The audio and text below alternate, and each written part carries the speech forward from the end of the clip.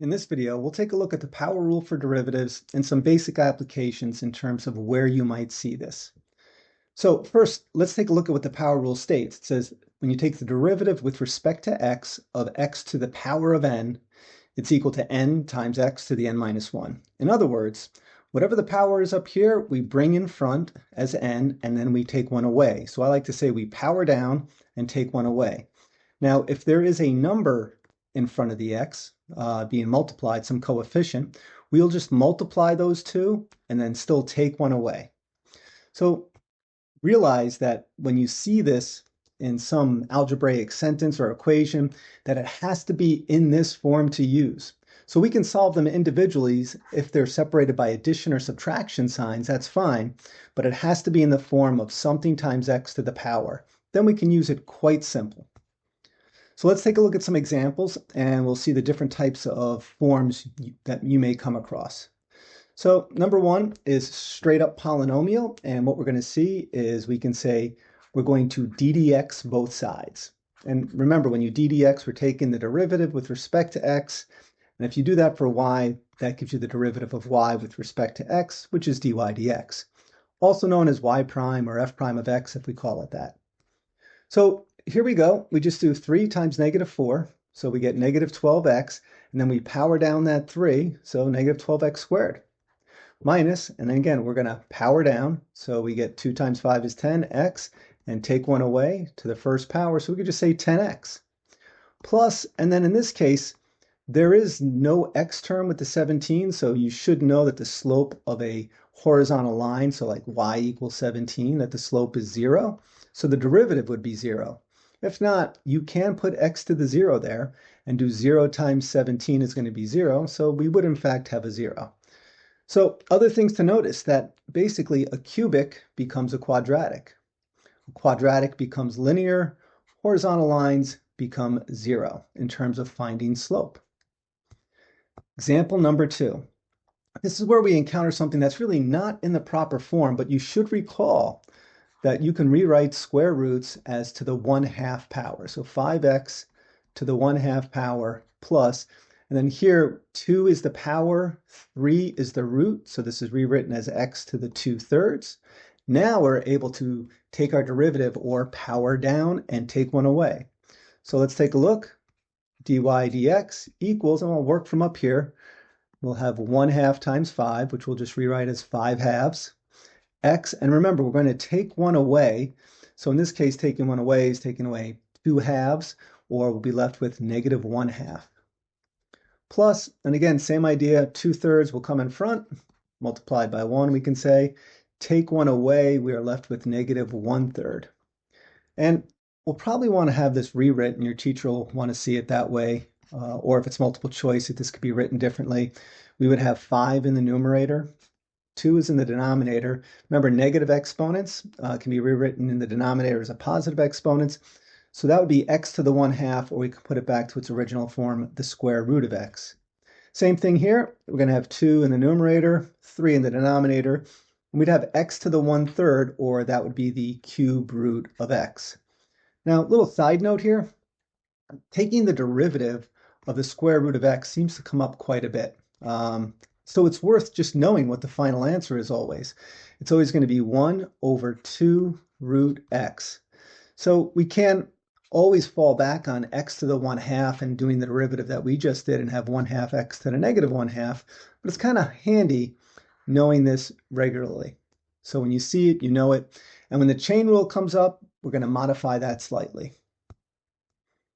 So number 3, again, same idea. It's not in the proper form. Some people are tempted to look at the x squared and just say, oh, it's 2x. But realize it's got to be something times x to the power. And we're dividing by x here. So we have to rewrite this. So we rewrite this, writing y equals 10. And this would be x to the negative 2. So again, using exponent rules, plus, and again, second term here, we're going to simplify this first. So we do have 4 over 2, which we'll just rewrite as 2. Then we have x to the 5th over x to the 1st. So using exponent rules for division, or the quotient rule, we can say for exponents, we subtract exponents. So this is just 2x to the 4th power, and minus x is just minus x. So again, we're going to ddx this thing, that's our action, leaving us with dy dx. We're looking for that first derivative. And again, we just multiply and take one away. So power down, we get left with negative 20x minus 1. So x to the negative third. Some people are tempted to say 1, but realize we are using negative values, so taking one away will make it more negative. And again, power down, so we're going to do 4 times 2 plus 8x, and take one away to the third. And again, this is just a linear equation, so the slope of minus x, the slope is negative 1, or we'll say minus 1. And there is our final answer. All right, number 4, again, people are tempted to just go ahead and start taking derivatives, but realize we have multiplication here, so we do have to simplify first. Again, we want the form of something x to a power, which we seem to have, plus. We have multiplication. So we will have to distribute first, and there are ways around this. If you've learned the product rule already, you can use the product rule. So that's the idea of when there is multiplication, what we can do. But simplifying this is really the way to go at this point. So in simplifying, realize we're just left with 20x to the third power minus 4x squared. Now it's pretty easy. So now when we take our derivative to x both sides, we have f prime of x. And so again, we're still just going to power down. So we have 60x, take one away, squared minus, again, power down, 8x, take one away to the first power, we're done. So remember, simplify if you can to get it in that form, unless you're using some special rules. All right, number 5 looks a little complicated, but remember, the distributive property works for division. So we can rename this as 10 over x squared minus x over x squared. So don't forget that. So when there's a monomial denominator, just one in the denominator, we can distribute it. But again, we have to get it in the form that we're allowed to use. So this is going to be 10x to the negative 2 minus, and then x over x squared. We can cancel one of those out.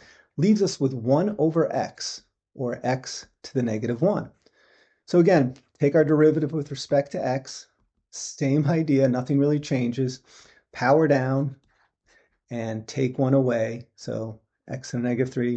And then power down. So notice negative 1 times negative is going to end up being positive x, and then take 1 away after we power down to the negative 2. So now we're left with negative 20, and then we'll put the x to the negative 3 as a positive exponent in the denominator, plus here we can say there's a 1 in front, so we'd have 1 over x squared. And again, another little side note here, taking the derivative of 1 over x also comes up quite often. So take a look at what we had done. We said x to the negative 1, we powered down, and then we took 1 away, and it became negative 1 over x squared. So if you were to memorize something, this would be a good one to memorize, that the derivative of 1 over x is negative 1 over x squared. Number 6. So number 6 is just a general formula. You'll recognize that as a quadratic standard form. And we're going to do the same thing. Nothing really changes. We're treating a, b, and c as constants, and we're taking the derivative with respect to x. So that will bring us to dy dx equals, again, power down, so it's just going to be 2a x, take 1 away, just the first power. And again, here we have a linear equation. Think of this as bx plus c. The slope is b. So it's just plus b. So the derivative of any quadratic in standard form is 2ax plus b. Here's a little side note. Some of you may know the idea of finding the line of symmetry. That happens when there's a vertex or a maximum or a minimum. So that means the slope would be 0. So take a look at what happens. If we say 2ax plus b equals 0, if we're looking for a horizontal tangent, and if we solve for x, we're going to subtract b from each side. We have 2ax equals negative b. If we divide by 2a, we know that horizontal tangents will occur when x is equal to negative b over 2a. And many of you, or all of you, really should have learned this in Algebra 2 or maybe Algebra 1 on where to find the line of symmetry. So if we have a concave up, we know it's going to happen there. If we have concave down, it's going to happen here. I'll make that a little more centered. And again, it's at the line of symmetry. So that would be the x value of where there's a horizontal tangent. Number 7 is our last example here, seems to throw a few things together. So again, first thing we're going to do is rewrite this so it's a little more recognizable.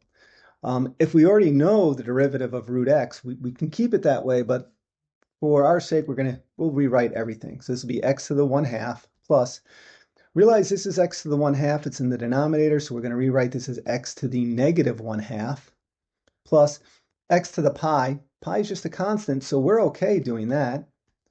And then here's a little trickery here. We have plus e squared. So e is not x, it is a constant.